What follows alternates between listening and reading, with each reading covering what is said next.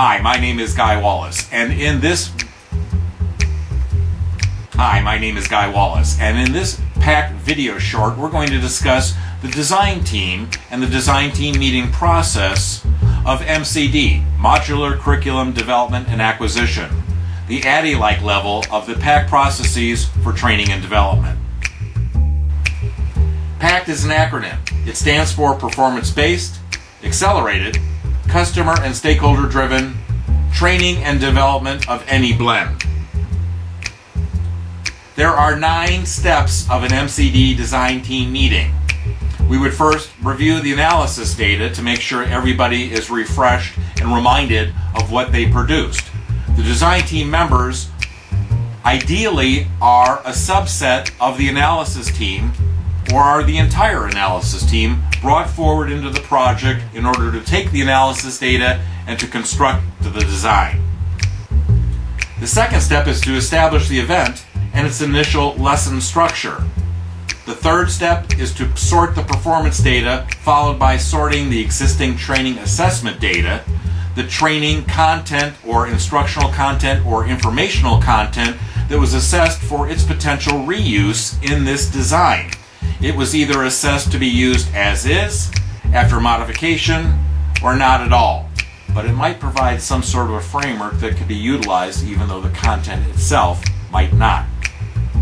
The fifth step is to sort the enabling knowledge and skills data into the design. The sixth step is to refine the lessons and the content sort to make sure that the sequence is correct, etc. Seventh is to develop then the lesson maps and define the lesson's time estimates. The ninth step is to sort the data and develop all of the instructional activity specs.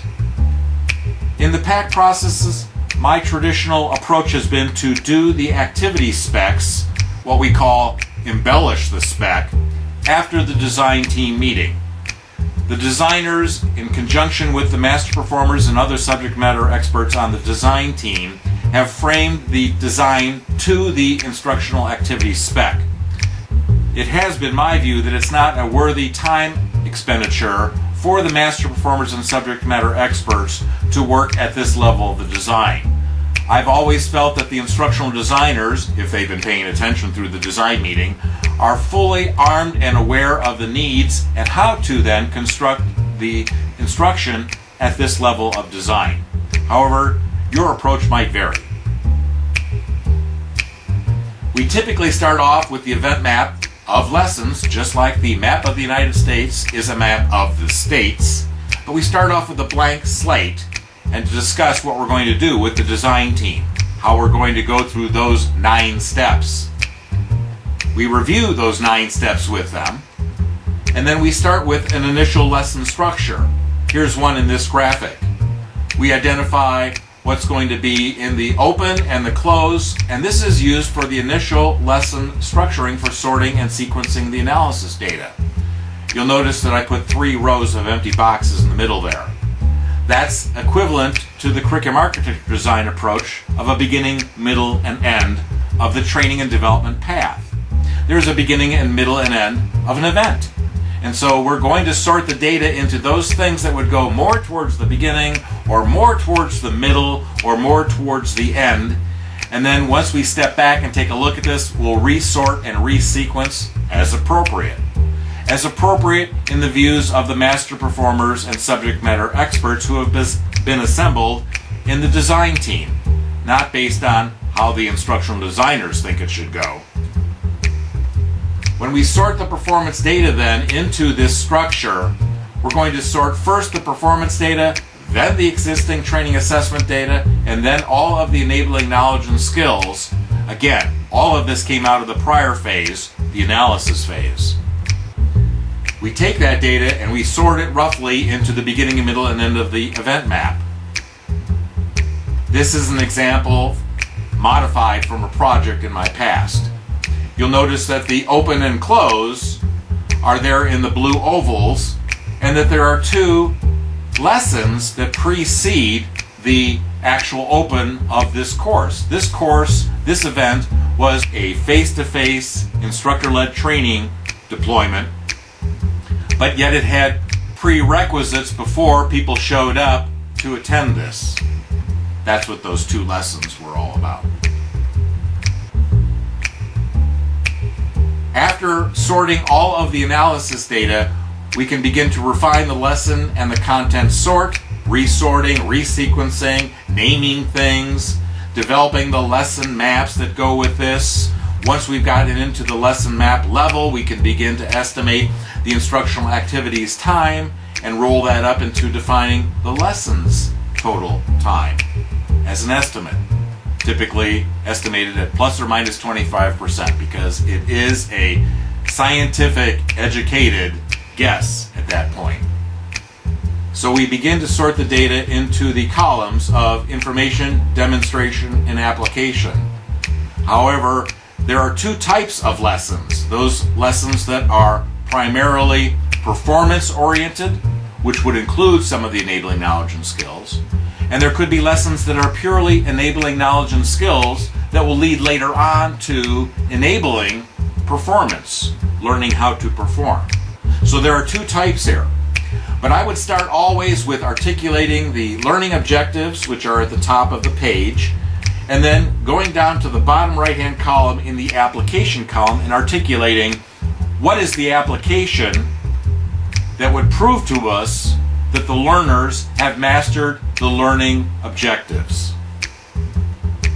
Once all of that data has been sorted into the lesson maps, we can begin to sort the data and develop the instructional activity specifications, or the activity specs. Again, this is typically done outside the design team meeting. In that effort of embellishing the activity spec, we would take all of the data that's already been identified to be sorted into that and articulate that in the center large block on the spec sheet. We would estimate the times for covering that in an outline form. We would take the learning objectives from the lesson map and articulate the learning objectives for this particular chunk of the content. We would describe it. We would help the developers who will be given these activity specifications as part of their marching orders, their work order for developing the content post-design, so that they would understand what was the intent of this. Is this a role play? Is this a demonstration done by the facilitator? Is this a demonstration done by video, etc.? We can also develop and define the evaluation specifics. We can identify who the lead subject matter expert is. We can define all of the resources that the developers will use, including people, subject matter experts, and master performers. And we can be very specific about what their deliverables are. Take a look at the bottom right hand of this particular format. This identifies for the developer exactly what they are assigned to produce.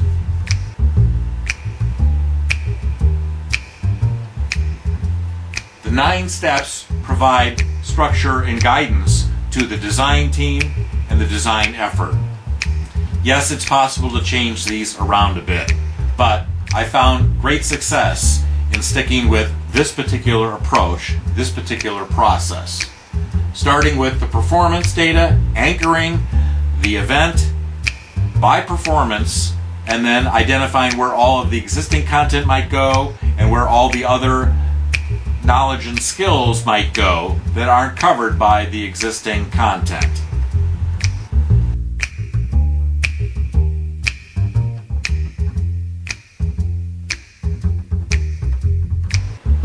I've been practicing, publishing, and presenting on these methods since 1982. My recent book, Pact, covers all of this in great detail.